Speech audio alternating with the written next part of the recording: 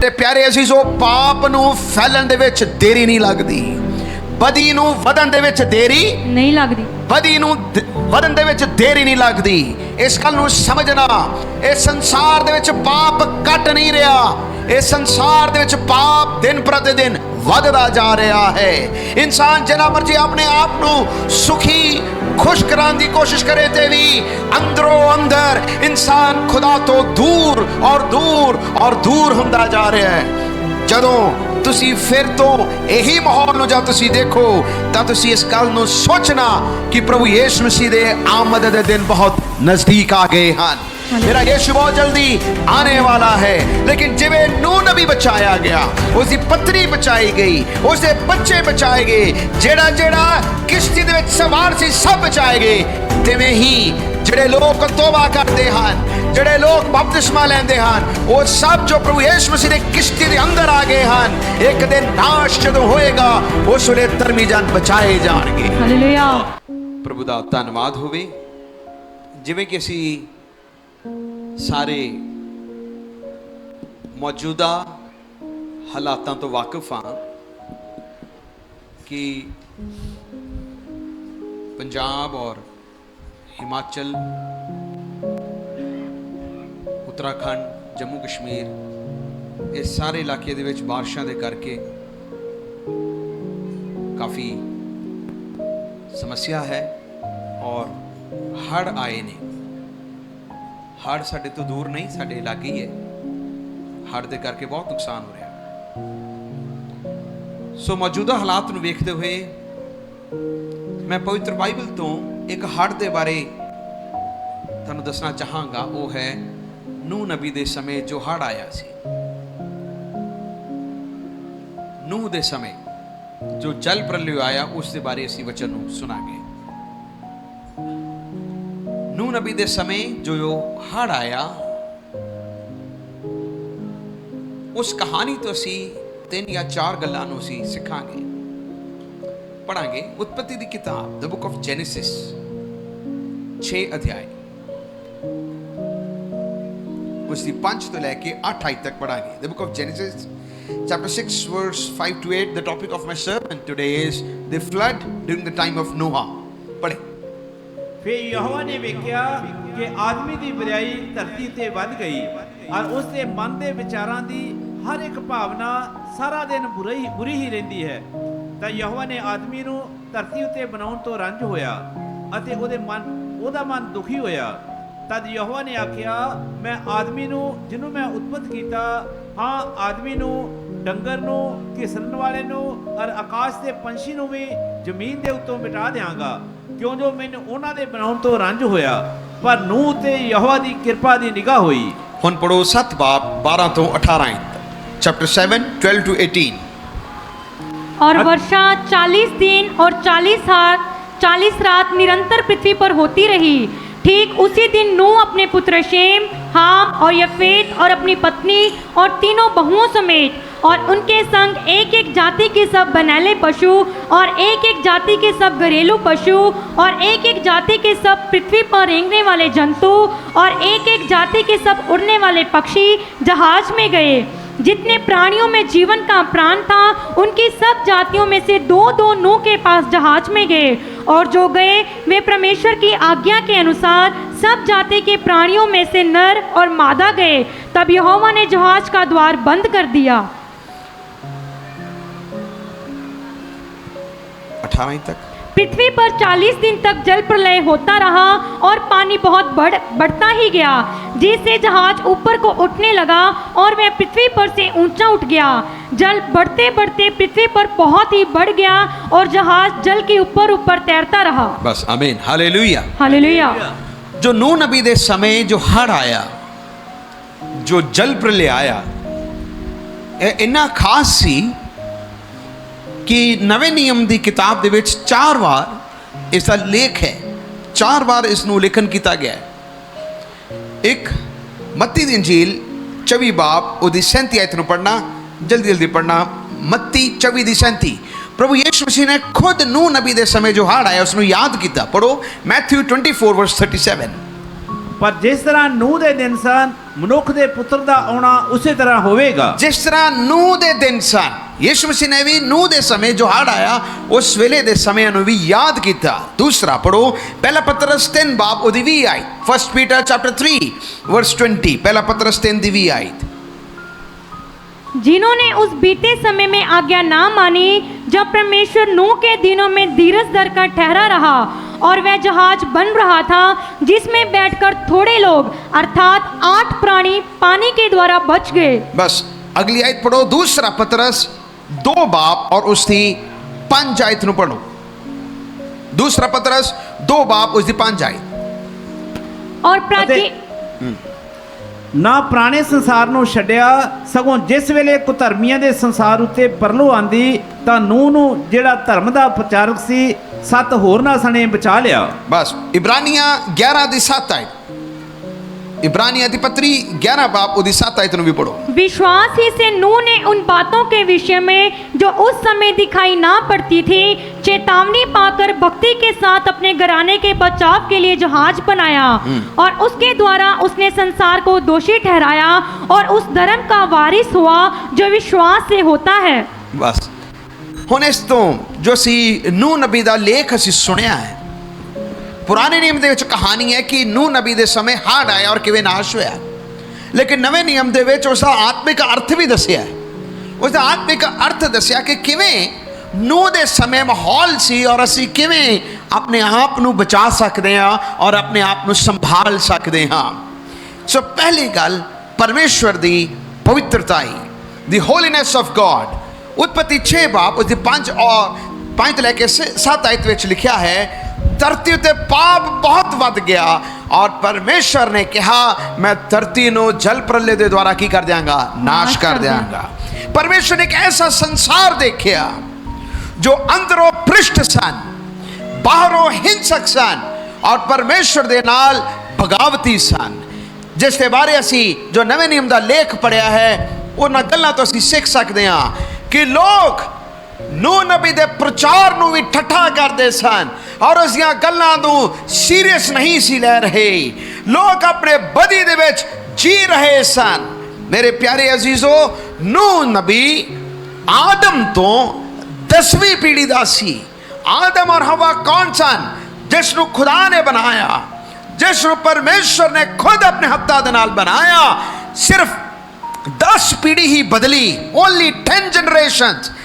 10ਵੀਂ ਪੀੜ੍ਹੀ ਦੇ ਵਿੱਚ ਜਦੋਂ ਨੂਹ ਆਇਆ ਉਸ ਦੇ ਵੇਲੇ ਕੀ ਆ ਗਿਆ, ਹੜ੍ਹ ਆ ਗਿਆ। ਇਹਦਾ ਕੀ ਅਰਥ ਹੈ ਮੇਰੇ ਪਿਆਰੇ ਅਜ਼ੀਜ਼ੋ? ਪਾਪ ਨੂੰ ਫੈਲਣ ਦੇ ਵਿੱਚ ਦੇਰੀ ਨਹੀਂ ਲੱਗਦੀ, ਬਦੀ ਨੂੰ ਵਧਣ ਦੇ ਵਿੱਚ ਦੇਰੀ ਨਹੀਂ ਲੱਗਦੀ, ਬਦੀ ਨੂੰ ਵਧਣ ਦੇ ਵਿੱਚ ਦੇਰੀ ਨਹੀਂ ਲੱਗਦੀ। ਇਸ ਗੱਲ ਨੂੰ ਸਮਝਣਾ, ਇਸ ਸੰਸਾਰ ਦੇ ਵਿੱਚ ਪਾਪ ਘਟ ਨਹੀਂ ਰਿਹਾ, ਇਸ ਸੰਸਾਰ ਦੇ ਵਿੱਚ ਪਾਪ ਦਿਨ ਪ੍ਰਤੀ ਦਿਨ ਵੱਧਦਾ ਜਾ ਰਿਹਾ ਹੈ।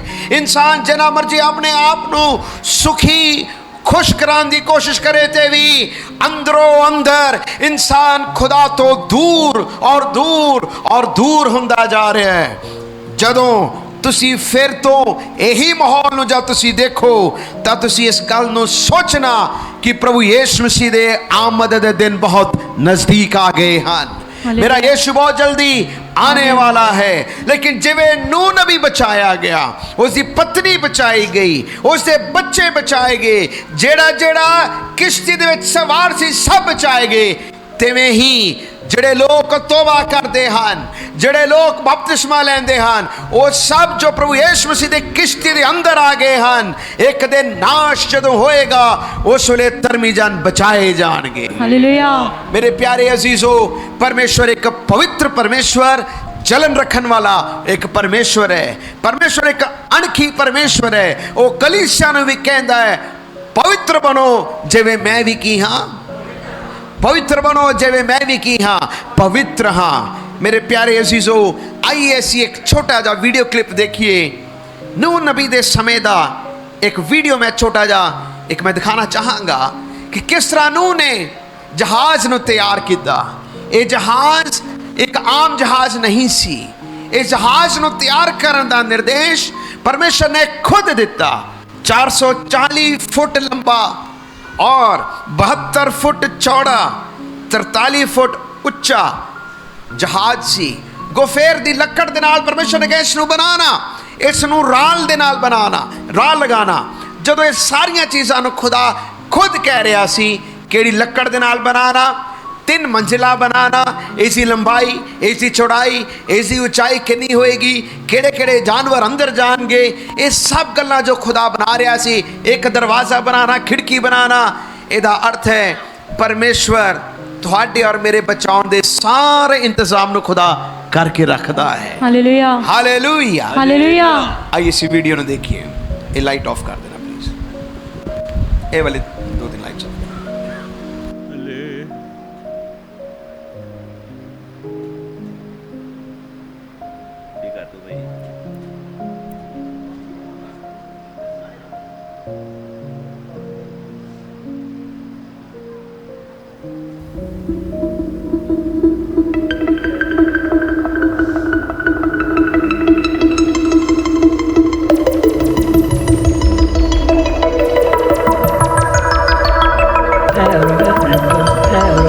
आवाज कट।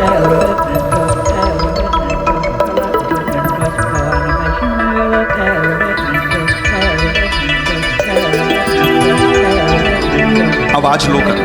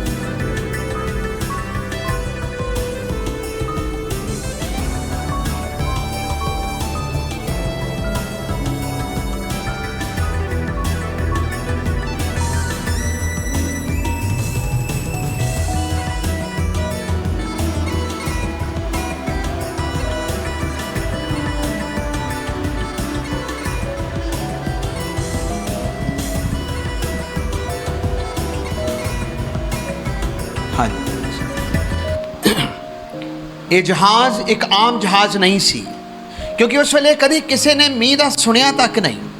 ਮੀਂਹ ਹੁੰਦਾ ਕੀ ਹੈ ਕੁਝ ਪਤਾ ਨਹੀਂ ਸੀ। ਵਚਨ 'ਚ ਲਿਖਿਆ ਕਿ ਉਸ ਜਿਹੜੀ ਸੀ ਧਰਤੀ ਨੂੰ ਸਿੰਜਦੀ ਸੀ।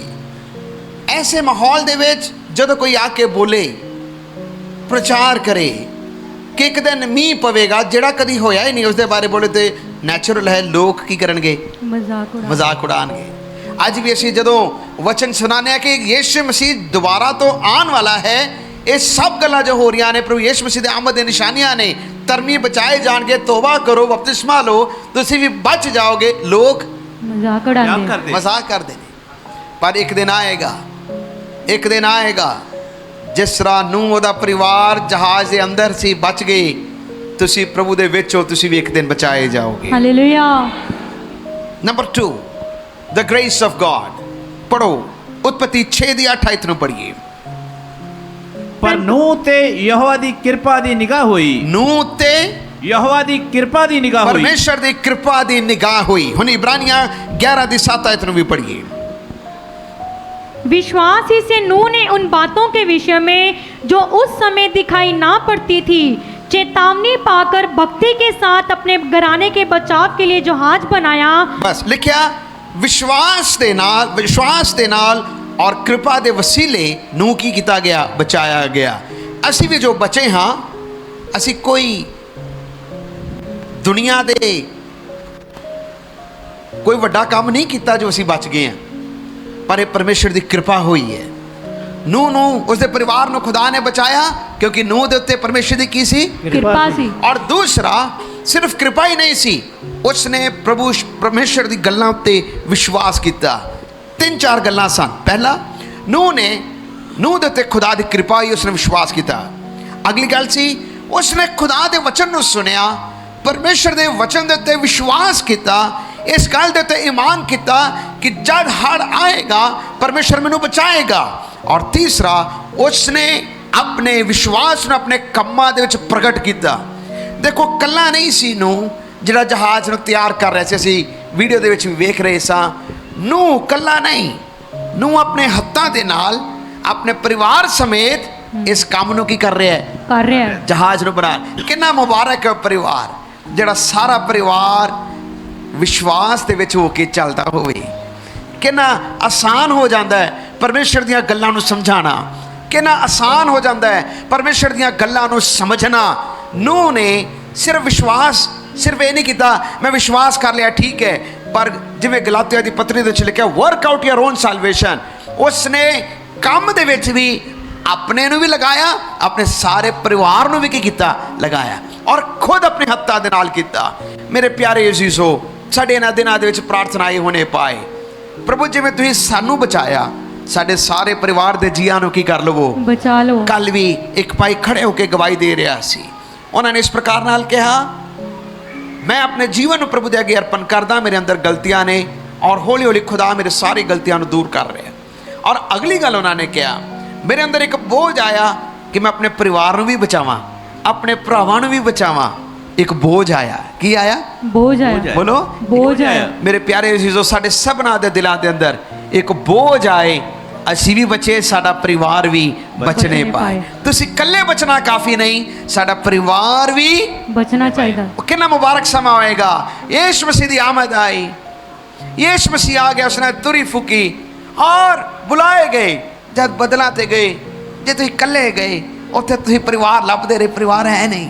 कितना औखा समा उस वेले होएगा, लेकिन मुबारक होएगा जब असीं कल्ले नहीं गए, साडा सारा परिवार स्वर्ग दे विच उठाया गया है। हालेलुया। बदलां दे उत्ते उठाया गया। असीं सब स्वर्ग दे सामने परमेश्वर दे सामने खड़े होवांगे।